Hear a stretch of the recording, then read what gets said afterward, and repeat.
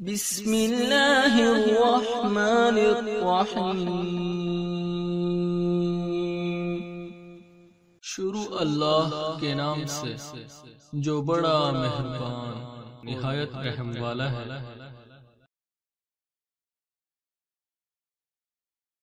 اعوذ باللہ من الشیطان الرجیم، بسم اللہ الرحمن الرحیم، الحمد للہ والصلاۃ والسلام علی اہلہا، اللہم صلی علی محمد وآل محمد وعجل فرجہم۔ محترم ناظرین و سامعین، السلام علیکم۔ آج کی نئی ویڈیو کے ساتھ حاضر خدمت ہے، میں ہوں علی روحانی اور آپ دیکھ رہے ہیں ہمارا آفیشیل یوٹیوب چینل۔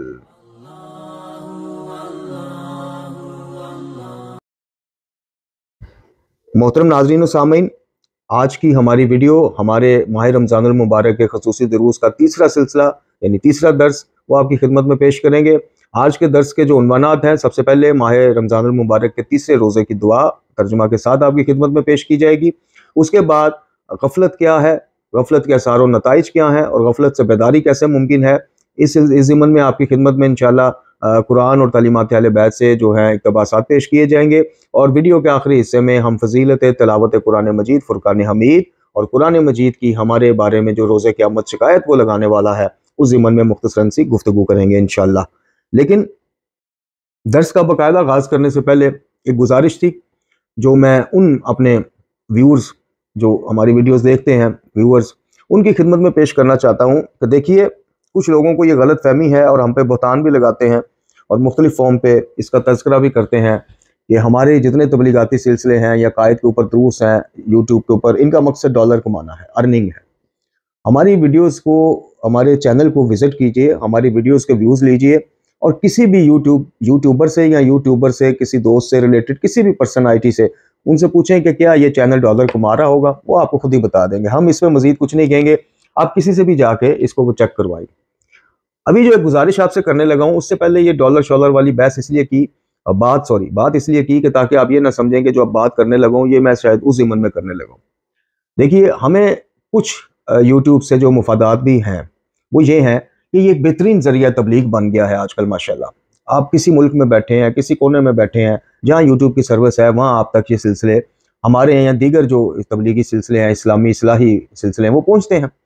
اب اس کا یوٹیوب کا ایک اپنا طریقہ کار ہے۔ جس ویڈیو کی ایوریج ویو ڈیوریشن جو ٹائمنگ ہے، یعنی 10 بندوں نے دیکھی ہے تو سب نے اگر پورا دیکھا ہے تو وہ اپ آئے گا، اگر کسی نے 5 منٹ، کسی نے 7 منٹ، کسی نے، تو وہ ایوریج ویو آ جاتا ہے۔ وہ گڈ پہ رہنا چاہیے، اگر آپ نہیں بھی جاتا اوپر کو تو گڈ پہ اس کا ٹک ہونا چاہیے، نہیں تو ڈاؤن ہو جائے گا۔ تو کیا نقصان ہوگا؟ وہ یہ نقصان ہوگا کہ یوٹیوب، آپ نے دیکھا جب آپ یوٹیوب کھولتے ہیں تو آپ کو کچھ ویڈیوز پہلے سے ہی وہاں پہ ڈسپلے ہوئی ملتی ہیں جی، تو یوٹیوب جو آپ کی ویڈیو ہے آپ کے چینل کو ڈاؤن کرتا جاتا ہے، ڈاؤن گریڈ آپ کا چینل ہوتا جاتا ہے، حتیٰ کہ یوٹیوب بالکل اس کو شو کرانا ہی چھوڑ دیتا ہے۔ اس سے ہمارے تبلیغاتی سلسلوں کا نقصان ہوتا ہے۔ تو میری گزارش ان صاحبان یا جو بہن یا بھائی ہیں جو ویڈیو آن پلے کرتے ہیں اور پلے کرتے ہی بند کر دیتے ہیں، یا پلے کرتے ہیں تھوڑی سی 1-2 منٹ کی سنی بند کر دی، یا پلے کی تو گھوڑے کی طرح دڑا کے سکپ کر کے دیکھی، آپ بسم اللہ کیجئے، مہربانی کیجئے، شفقت کیجئے، آپ ہماری ویڈیو پلے ہی نہ کیجئے۔ ہمیں کب آپ سے یہ وہ ہے کہ آپ جناب اس کو پلے کریں؟ اگر پلے کریں تو پھر ہمارے چینل کا، ہمارے اس تبلیغاتی ایک جو اللہ تعالیٰ نے ہمیں ایک سورس دیا ہے، اس کا بیڑا غرق نہ کریں۔ یہ بیڑا غرق کرنے والی بات ہے۔ آپ ویڈیو پلے کرتے ہیں، 2-3 منٹ دیکھ کے بند کر دیں یا آگے بگا کے دیکھیں یا بیچ میں چھوڑ دیں، تو وہ آہستہ آہستہ ہماری ایوریج ویو ڈیوریشن ٹائم جو ہے وہ ڈاؤن پہ اب آ چکی ہے، اور ڈاؤن سے نیچے یہ ہوگا کہ بالکل ہمارا اب یوٹیوب کے اوپر ہماری ویڈیو کسی کو شو ہی نہیں ہوگی۔ تو خدا کے واسطے ڈالر شالر گئے بھاڑ میں، نہ ہمارا یہ مطمع نظر ہے نہ ہم کما رہے ہیں۔ میں نے چیلنج کیا، آپ جس کو مرضی ہمارا چینل وزٹ کرا کے پوچھیں کہ یہ بندہ کیا ڈالر کما رہا ہے؟ صرف ہمارا ایک ہی لالچ ہے کہ تبلیغ چلتی رہے، پیغام پہنچتا رہے۔ تو اگر آپ یہ سلوک رکھیں گے، اول تو ہمارے 100، 150، 200 ویوز ہیں بھائی جی، اور ہم اس پہ بھی الحمدللہ کہتے ہیں کہ چلیں پیغام تو پہنچ رہا ہے، ہمیں اس سے کوئی سروکار ہی نہیں۔ 1 ویو بھی ہوگا، ویڈیو بنتی رہے گی، 2 ہوں گے، ویڈیو بنتی رہے گی، درس ہوتے رہیں گے۔ ہمارا صرف اتنا آپ سے گزارش کرنے کا مقصد یہ ہے کہ اس کو بڑھاوا نہیں دے سکتے، ہماری اس تبلیغات کو سپورٹ نہیں کر سکتے، شیئر لائک نہیں کر سکتے، سبسکرائب کی دعوت کسی کو نہیں دے سکتے، تو نہ دیجئے، بیڑا غرق تو نہ کیجئے۔ آپ پلے کرتے ہیں، چھوڑ دیتے ہیں، وہ ڈاؤن ہوتا جاتا ہے ایرو، وہ ایوریج ویو ڈیوریشن بالکل ہماری اب ڈاؤن پہ چلی گئی ہے پچھلے 3 دنوں سے، یہ رمضان المبارک کے دروس خاص کر۔ اب وہ اس سے نیچے کیا ہوگا، یوٹیوب یہ بتانا ہی چھوڑ دے گا کسی کو، یوٹیوب کو کھولے گا تو ہماری ویڈیو بالکل، وہ چینل بھی سرچ میں ہمارا آہستہ آہستہ ختم ہو جائے گا، نہیں آئے گا۔ تو یہ مہربانی کیجئے۔ چلتے ہیں جی، رمضان المبارک کے تیسرے روزے کی دعا سے اپنے درس کا آغاز کرتے ہیں انشاءاللہ۔ یہ ماہ رمضان المبارک کے تیسرے دن کی دعا ہے۔ بسم اللہ الرحمن الرحیم، اللہم رزقنی فیہ ذہنا و تنبیہا وباعدنی فیہ من الصفحات و تمویہ واجعل لی نصیبا من کل خیر تنزل فیہ بجودک یا اجواد الاجوادین۔ بار الہا اس دن اور اس ماہ میں مجھے ذہانت اور توجہ عطا فرما۔ خدایا اس دن اور اس ماہ میں مجھے حماقت، بے عقلی، مکاری اور بے راہ روی سے دور فرما۔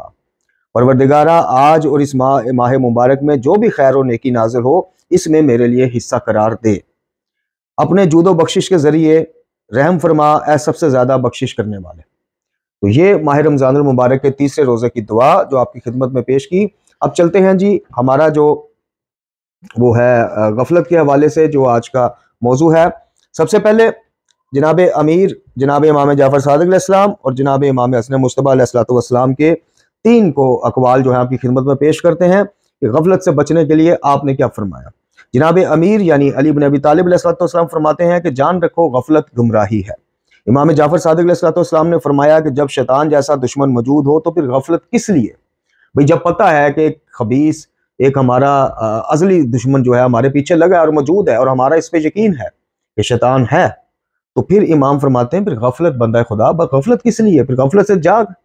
جب پتہ ہے ایک دشمن جو ہے 24 گھنٹے ہر لمحہ تاڑ میں ہے کہ کہیں نہ کہیں تجھے مغلوب کرے، اور ہمیں کر جاتا ہے، کئی دفعہ ہمیں فتح مل جاتی ہے اللہ کی توفیق سے، کئی دفعہ ہمارے اعمال، ہمارے نفس کی وجہ اکثر ہم مغلوب ہو جاتے ہیں، اس کے ہاتھوں شکست ہو جاتی ہے ہمیں، لیکن یہ جنگ جاری رہنی چاہیے، ہار نہیں ماننی چاہیے۔ خیر، امام حسن مجتبیٰ علیہ السلام سرکار فرماتے ہیں کہ غفلت یہ ہے کہ تم مسجد جانا نماز کے لیے چھوڑ دو، اور غفلت یہ ہے کہ فاسد شخص کی پیروی کرو اور اپنے اعمال سے بے نیاز ہو جاؤ، یعنی تمہیں کو پتہ ہی نہیں ہے آج تم نے کیا کیا، کیا کرنا چاہیے تھا نہیں کیا، کیا نہیں کرنا چاہیے تھا کیا، بار بار کیا۔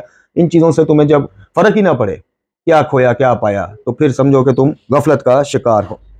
اب غفلت کے آثار اور نتائج، غفلت کے آثار اور نتائج کے حوالے سے سب سے پہلے جہل اور نادانی کے حوالے سے مولا علی بن ابی طالب علیہ السلام سرکار فرماتے ہیں کہ جہالت اور نادانی غفلت کا سبب بنتی ہیں، یعنی جہالت سے اور نادانی سے کام شروع ہوتا ہے اور پھر اس کا اینڈ غفلت پر ہوتا ہے۔ امام باقر علیہ السلام نے فرمایا کہ غفلت کساوت قلبی یعنی دل کے سخت ہونے کا سبب بنتی ہے، سنگ دلی کا سبب بنتی ہے۔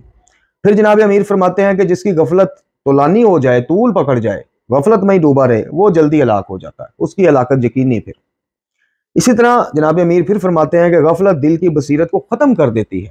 یہ جو دل میں اچھائی اور برائی کی انڈیکیشنز ہوتی ہیں، جو وائبز آتی ہیں، یہ ختم ہو جاتی ہیں جب یہ دل غفلت میں پڑا رہے گا، اور اینڈ کیا ہوگا، اینڈ رزلٹ کیا ہوگا، اچھائی اور برائی اس کی نظر میں ایک جیسی ہو جائیں گی۔ غیر محرم کے ساتھ جو وہ آپ دیکھتے ہیں نا کہ کئیوں کو بالکل وہ نہیں ہوتی، ہر قسم کا یہ جیسے گورے ہیں، ٹھیک ہے، رشتے بنائی پھرتے ہیں، ماں باپ بن جاتے ہیں نکاح سے پہلے، یہ ساری چیزیں کیا ہیں کہ دل نے الارم کرنا چھوڑ دیا، انڈیکیشنز، اچھائی برائی کی پہچان ختم، رشتوں کا تقدس ختم، اپنے نفس کی معرفت ختم، ہر چیز ختم۔ پھر جناب امیر فرماتے ہیں غفلت اعمال کو فاسد کر دیتی ہے۔ پھر فرماتے ہیں کہ جو اپنے نفس کا محاسبہ کرتا رہے وہ نفع میں ہوگا، وہ نفس نفع میں ہوگا، اور جو اپنے نفس کے اعمال سے غافل رہے گا وہ نفس نقصان اٹھانے والا ہوگا۔ اس کے بعد روزی میں تنگی کا باعث غفلت کیسے بنتی ہے، اور بروز قیامت اندھا مشہور ہو کے ہم اٹھیں گے، وہ کیسے؟ اب اس کے ذیل میں سورہ مبارکہ طٰہٰ کی جو آیت ہے وہ انہوں نے کوٹ کی ہے کہ جو شخص میری یاد سے روح گردانی کرے گا وہ تنگ زندگی گزارے گا، اس کی زندگی تنگ ہو جائے گی، بظاہر مال و دولت، اولاد، کوٹھی گاڑی، یہ نہیں، یہ بھی بتاتے ہیں کہ تنگ پھر کیسے ہو جائے گی۔ جو شخص میری یاد سے روح گردانی کرے گا تنگ زندگی گزارے گا، قیامت کے دن ہم اسے نبینا مشہور کریں گے، اندھا ہو کے وہ اٹھایا جائے گا۔ اب یہ تنگ زندگی جو ہے آپ دیکھیں کتنے ہی ایسے امیر ہیں، بلکہ اکثریت میں ہیں، جن کو نیند کی گولی کے بغیر نیند نہیں آتی، بات پہ ڈپریشن ہو جاتا ہے، چھوٹی چھوٹی بات پہ بلڈ پریشر ہائی ہو گیا جی صاحب کا یا صاحبہ کا، جی یہ ان کے سامنے نہ کرو، وہ نہ کرو، یہ عجیب ان کا زندگی کا ایک پیٹرن، ٹھیک ہے، یہ ہے زندگی تنگ ہو جانا۔ زندگی تنگ ہونا یہ نہیں ہے کہ ان کے پاس 10 روٹیاں، آپ کے پاس 1 روٹی تھے، آپ کی زندگی تنگ ہو گئی، نہیں، یہ تنگی ہے ہی نہیں۔ تنگی وہ ہے 10 روٹیوں کے باوجود اس کا پیٹ نہیں بھر رہا، وہ مطمئن نہیں ہو رہا، اسے سکون نہیں آ رہا، یہ ہے تنگی۔ ادھر ایک کھا کے الحمدللہ ہم کھاتے ہیں، اپنا 1 روٹی کھائیں، آدھی کھائیں، سبزی دال اچار جو چیز میسر ہو، الحمدللہ سکون سے سوتے ہیں، 6 گھنٹے سوئیں، 5 سوئیں، 7 سوئیں، جتنا سوتے ہیں سوتے سکون سے۔ تو وہ ادھر سب کچھ ہونے کے باوجود وہ کیا اصل زندگی وہ تنگ ہے۔ پھر جناب مولا کائنات فرماتے ہیں کہ غافل کے اعمال قبول نہیں ہوں گے۔ تمہارے مال اور اولاد تمہیں یاد خدا سے غافل نہ کر دیں. سورہ مبارکہ منافقون. یعنی دو وجوہات، دو اسباب قرآن نے بتا دیے. مال اور اولاد کا فتنہ، مال اور اولاد تمہیں غفلت میں نہ ڈال دیں. اس کے بعد سورہ مبارکہ فرقان میں کہا گیا کہ لیکن تو نے انہیں اور ان کے آباء و اجداد کو نعمتوں سے نوازا، یہاں تک کہ انہوں نے شکر نعمت کی بجائے تیرے ذکر کو فراموش کر دیا، غفلت میں پڑ گئے. بجائے شکران نعمت کرتے کفران کی راہ لے لی انہوں نے. پھر سورہ مبارکہ نجم میں تم بھی ان لوگوں سے منہ موڑ لو جو ہمارے ذکر سے منہ موڑتے ہیں. اب ذکر سے مراد نصیحت بھی ہے، ذکر سے مراد ذکر خدا کرنا بھی ہے، ذکر سے مراد اقامت خدا کی بجا آوری بھی ہے. تم ان لوگوں سے منہ موڑ لو جو ہمارے ذکر سے منہ موڑتے ہیں اور مادی دنیا کے سوا کسی چیز کو طلب نہیں کرتے. جب مانگیں گے، بات وہی آ جائے گی، جب مانگیں گے اس مادی دنیا کی کوئی چیز، اولاد، رزق، کوٹھی، گاڑی، بنگلہ، شادی، یہ وہ، اور اکثریت دیکھ لیں بظاہر اہل ایمان، بظاہر مومنین کرام، وہ بھی دیکھ لیں آپ، حج پہ جائیں، زیارتوں پہ جائیں، کوئی منت اٹھائیں، کچھ اٹھائیں، ان سے پوچھ لیں کہ ہدایت کس نے مانگی، اللہ سے یہ چیز منت میں کس نے مانگی کہ اللہ میں یہ کام سر انجام دوں گا اگر میرا دل قرآن سے لگ گیا، شریعت سے لگ گیا، میں نماز پنجگانہ کا عادی ہو گیا انشاءاللہ. تو یہ چیزیں آپ دیکھ لیں، جو مانگے گا اولاد، بنگلہ، گاڑی، سواری اچھی، بینک بیلنس، یہ خیر. اس کے بعد سورہ مبارکہ نور، ایسے جوان مرد کے جنہیں تجارت اور خرید و فروخت یاد خدا سے غافل نہیں کر سکتی، وہ اللہ کے پسندیدہ ہیں، یعنی غافل نہیں. اب غفلت کے علاج کے سلسلے میں جناب امیر فرماتے ہیں کہ اللہ کے دائمی ذکر سے ہی غفلت سے نجات ہو سکتی ہے. اب دائمی ذکر کیا ہے؟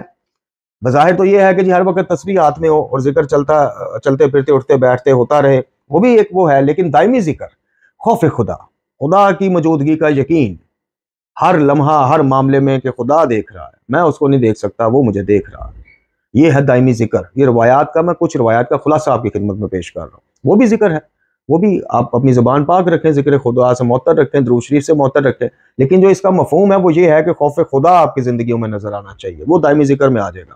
یعنی آپ اللہ سے ڈر گئے، کوئی کام کرنا چاہ رہے تھے، قدرت تھے، ڈر گئے، نہیں کیا، ذکر خدا ہے آپ کے کھاتے میں، ثواب. طبیعت نہیں مان رہی تھی، نفس نہیں مان رہا تھا، لیکن جو کام کرنا چاہیے تھا اللہ کے ڈر سے، اللہ کی محبت میں آ کے وہ کیا، آپ ذکر خدا کے عامل بن گئے. تو یہ چیز مولا بتانا چاہ رہے ہیں. پھر جناب مولا کائنات ہی فرماتے ہیں کہ جو شخص اپنی دنیاوی زندگی کے دنوں کی معرفت رکھتا ہے وہ آخرت کی تیاری سے غافل نہیں رہتا. جسے پتہ ہے، جس کے سامنے مثالیں ہیں، والد صاحب گئے، دادا گئے، چاچا گئے، پھپھو گئی، بھائی گئے، دوست گئے، میں نے بھی جانا، ہم نے بھی جانا ہے، تو وہ پھر غافل نہیں رہتا آخرت کی تیاری سے. وہ اسی دنیا میں رہ کے ادھر کافی سامان ماشاءاللہ کافی جو زیادہ راہ بھجواتا رہتا ہے. جو مومن نمازوں کو اہمیت دے اور بر وقت بجا لائے تو وہ شخص غافل لوگوں میں سے شمار نہیں ہوگا. یہ ایک تیسرا علاج بتا دیا. چوتھا پھر فرمایا مولا کائنات نے کہ اے بندگان خدا، میں تمہیں تقوی اور پرہیزگاری کی سفارش کرتا ہوں جو کہ غفلت سے نجات حاصل کرنے کا ذریعہ ہے. تقوی، اس میں سب کچھ سمو گیا. تقوی مطلب زندگی کو اللہ کی شریعت کے، اللہ کے احکام کے، اللہ کی مرضی کے تابع کر دینا، تقوی کا سب سے آسان مطلب. دوسرا کہ اس سے ڈر جانا، وہی خوف خدا والی بات. تیسرا اعمال صالحہ، اعمال ایسے بجا لانے جو اس نے کہے ہیں، ان سے بچنا جس سے اس نے منع کیا ہے. یہ 4 سے 5 مختصراً آپ کی خدمت میں روایات پیش کی. اب درس کا آخری حصہ، تلاوت قرآن مجید کی فضیلت. امام جعفر صادق علیہ السلام سرکار فرماتے ہیں کہ پس جب فتنے تمہارے اوپر طریق رات کی طرح چھا جائیں تو تم قرآن کی طرف رجوع کرو. اب امام نے یہ جو فرمایا، یہ ظاہر ہے کہ 6 امام ہیں جنہوں نے فرمایا. ان کے بعد ابھی 6 امام اور آنے ہیں، اور 12ویں جو 6 جو ہیں، یعنی امام صادق کے بعد جو 6 امام ہیں، امام زمان جل اللہ تعالیٰ فرج شریف، انہوں نے غیبت کبریٰ کا دور دیکھنا ہے ابھی، لیکن ان سے پہلے ابھی 5 امام ہیں. اب امام جانتے ہیں کہ میرے بعد 5 امام اور ہوں گے اور 6 غیبت کبریٰ میں امام جائے گا، لیکن کیا کہہ رہے ہیں؟ قرآن کی طرف رجوع کرو. تو یہاں سے وہ لوگ باطل ہو جاتے ہیں جو کہتے ہیں جی امام قرآن ناطق ہے، ان کے ہوتے ہوئے ہمیں اس میں وہ کرنے کی، غور و فکر کرنے کی، یا اس کی ضرورت ہی کوئی نہیں ہے، یہ علماء کا کام ہے، وہ جانے، ان کا کام جا، وہ بھی مسئلے دریافت کرنے کے. لیکن امام کیا کہہ رہے ہیں کہ جب فتنے تمہارے اوپر طریق رات کی طرح چھا جائیں تو قرآن سے رجوع کرو. اس کا یہ مطلب تو نہیں ہے کہ آج میں فتنوں کا شکار ہوں، معاشرے کو دیکھتا ہوں تو میں آؤں قرآن سے رجوع کروں، آ کے میں بس قرآن سے رجوع کر لیا، پکڑ لیا، چوم لیا، صاف کر کے رکھ دیا. مطلب یہ ہے کہ فتنوں میں رہنمائی کے لیے اس امام کے پاس جاؤ. کس امام کے پاس؟ کلام شفا قرآن مجید فرقان حمید کی طرف. وہ ایسا شفاعت کرنے والا ہے کہ جس کی شفاعت قبول ہے. امام فرما رہے ہیں قرآن کی شفاعت رد نہیں ہوگی. اسی طرح قرآن کی شکایت کا بھی شدید ایکشن ہوگا، بھی آگے بتاتے ہیں آپ. اس میں نہ رہیں کہ بس شفاعت ہی ہونی ہے، شکایت بھی ہونی ہے. شفاعت مقبول ہے تو شکایت بھی مقبول ہے، اس کی شکایت پہ ایکشن ہوگا. جس نے قرآن مجید کو آگے رکھا اور اس سے اپنا رہنما اور امام بنایا، وہ جنت کی طرف اس کو لے گیا، یعنی قرآن. اور جس نے اس کے احکامات پر عمل نہ کیا، نظر انداز کیا، اس کا پکا ٹھکانہ دوزخ، جہنم. وہ ایسا رہنما ہے کہ جو بہترین نیکی کے راستے کی طرف رہنمائی کرتا ہے۔ رسول اللہ صلی اللہ علیہ وسلم روز قیامت سب سے پہلے خدائے عزیز و جبار کے سامنے حاضر ہوں گے، اور خدا کی کتاب آئے گی، اور پھر اہل بیت آئیں گے، اور پھر امت آئے گی۔ یہ ایک ترتیب ہے، پہلے رسول اللہ صلی اللہ علیہ وسلم خاتم الانبیاء آقا جان، اس کے بعد خدا کی کتاب کلام شفا قرآن مجید فرقان حمید، پھر اہل بیت، پھر امت محمدیہ صلی اللہ علیہ وسلم۔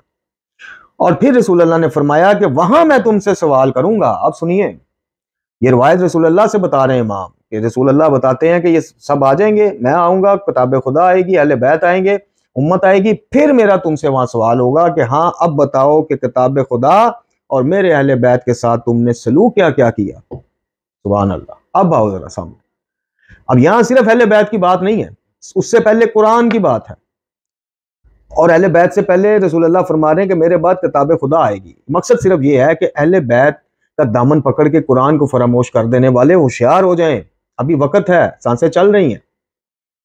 پھر امام فرماتے ہیں کہ اس قرآن میں ہدایت کے منار طریقی کے لیے چراغ ہے، انسان کو چاہیے کہ اس سے آنکھوں میں روشنی حاصل کرے، اس کی ضیاء حاصل کرنے کے لیے اپنی نظر کو کھولے، کیونکہ تفکر قلب بصیر کے لیے زندگی ہے، اور اس کی روشنی میں اس طرح چلتا رہے جیسے طریقی میں روشنی لے کر چلنے والا۔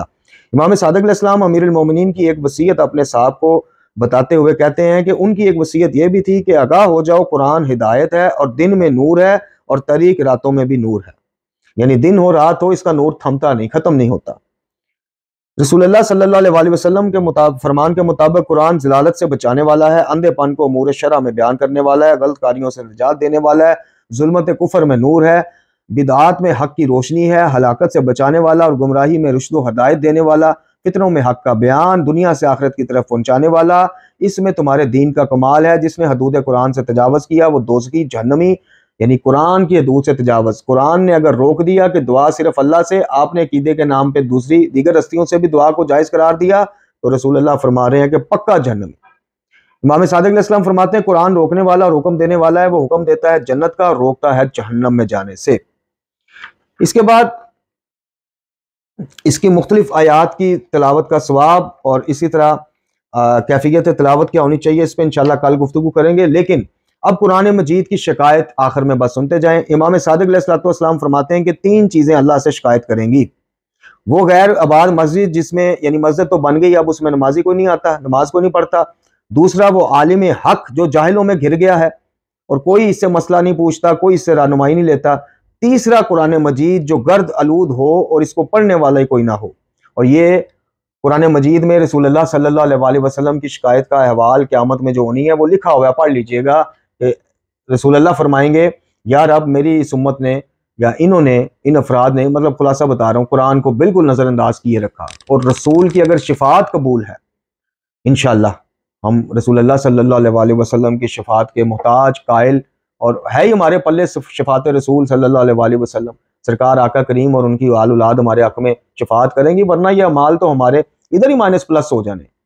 تو اگر شفاعت آقا کریم کی مقبول ہے انشاءاللہ، ضرور ہے جی، تو پھر آقا کی شکایت پہ اللہ تعالیٰ کتنا سخت ایکشن لے گا، یہ آپ نے اور میں نے سوچنا ہے۔ اور شکایت کون کر رہا ہے؟ قرآن، نبی پاک قرآن کے حوالے سے، کہ انہوں نے اس کو نظر انداز کیا۔ آپ مجھے بتائیے دل تھام کے، اگر قرآن ہر بندے کی سمجھ میں نہیں آ سکتا جی، ہر بندہ اس کے قریب نہ ہو، ہر بندہ اس کو خود نہ پڑھے، تو پھر یہ شکایت کس چیز کی ہوگی؟ آپ بتائیے۔ پھر تو شکایت ان کی ہونی چاہیے کہ جنہوں نے پڑھا، ان کی تو خیر ڈبل ٹھکائی ہوگی کہ جنہوں نے پڑھا، سمجھا، اپنے آپ کو علماء کہلوائے، امامہ پوش، اور قرآن کے پیغام کو روک کر اپنے بابوں کے نظریات اور اپنے باؤ اجداد کے طریقہ کار کو بڑھاوا دیتے رہے، قرآن کے احکامات روک لیے، ان کی تو ہونی ڈبل ٹرپل ٹھکائی انشاءاللہ۔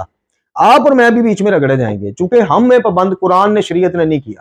امام نے ہمیں ایسی کوئی بات نہیں پٹی، ہمیں پڑھائی، سبق پڑھایا، انہوں نے پڑھایا۔ امام کی احادیث واضح ہیں، رسول اللہ صلی اللہ علیہ وسلم کے فرامین مبارک نور سے بھرے سرکار کے فرامین واضح ہیں۔ قرآن کے قریب، قرآن پڑھو، قرآن سمجھو، نہیں سمجھ میں آتا سمجھنے کی کوشش کرو، علم حاصل کرو۔ ہمیں یہ انہوں نے پابند کر دیا۔ ہماری سوئی جہاں حضرت تفکر کے میدان میں ہماری دماغ کا گھوڑا بھرنے لگتا ہے، ہمیں کہیں تقلید کی پٹی لگا کے بند کر دیا، تقلید ہے جی، بس بات ختم۔ کہیں کہہ دیا ہو مجتہدین پر سوال اٹھا دیا، اور بھائی مجتہدین نہ ہوگے معصومین ہوگے، سوال کیوں نہیں ہو سکتا؟ ان کا علم ناقص نہیں ہو سکتا؟ جس کا علم ناقص نہیں ہے وہ اللہ کی کتاب ہے یا محمد و آل محمد علیہ السلام کی شخصیات ہیں، باقی ہم بشر ہیں، مجتہدین بھی ہم میں سے بنے ہیں، وہ کوئی اللہ نے علیحدہ مخلوق تو نہیں نازل کی۔ उनका इल्म में भी नुक्स हो सकता है, कमी कोताही हो सकती है, उनसे सीखने के लिए भी सवाल करो। तो तुम लोग कहते हो कि तौहीन कर दी, फलाना कर दिया। इधर कुरान की तौहीन सुबह शाम हो रही है, उसकी परवाह कोई नहीं, उसकी टेंशन। और जिसकी शिकायत होनी है, जिसकी बाबत जहन्नम पक्का ठिकाना बताया गया, जिसकी बाबत यह बताया गया कि नबी खुदा सल्लल्लाहु अलैहि वसल्लम खुद शिकायत करेंगे, उस बाबत वो तुम्हें तौहीनें नजर नहीं आती। घरों में पड़ा है, गर्दलूद है, मरहूम की उसके लिए पढ़ दिया, बस इसका प्रोटोकॉल यही था। इधर तुम्हें तौहीन नजर आ जाती है। अकल से काम लीजिए। मैंने अर्ज की है, बारहा अर्ज की है, अकायद के ज़िमन में फंसा हुआ शख्स क़यामत में, उसको दुनिया में कोई मुझे मुज्तहिद लिख के दे दे या मुज्तहिद का नुमाइंदा लिख के दे दे कि क़यामत के दिन जो अकायद में फंस गया, उसको कौन सा मुज्तहिद है जो लिख के हमें देता है इसी दुनिया में कि जहां तुम अकायद में फंसोगे मैं छुड़ाने आ जाऊंगा तुम्हें, किसी एक से मुझे लिखवा दो बस। उसके बाद जो मुज्तहिद कहता है वैसे कायद रखें, कोई मसला नहीं। मुज्तहिदीन हमारे सरों का ताज, लेकिन जो कुरान और तौहीद के मुताबिक हमें चलाएं, बिस्मिल्लाह, हम उनके लिए तैयार, हम हाजिर, हमारी औलाद हाजिर। लेकिन माजरत के साथ कुरान कहे कि कौन है जो मुस्तर और बेकस की दुआ सुनता है, सिर्फ अल्लाह है। कुरान कहे कि हम तेरी इबादत करें और तुझी से मदद चाहें, कुरान कहे कि क्या अल्लाह काफ़ी नहीं, और वो कहें जी कोई हर्ज नहीं, देयर इज़ नो ऑब्जेक्शन, फलां फलां फलां। तो फिर आप बताइए कि बंदा किधर जाए। वमा अलैना इल्लल बलाग।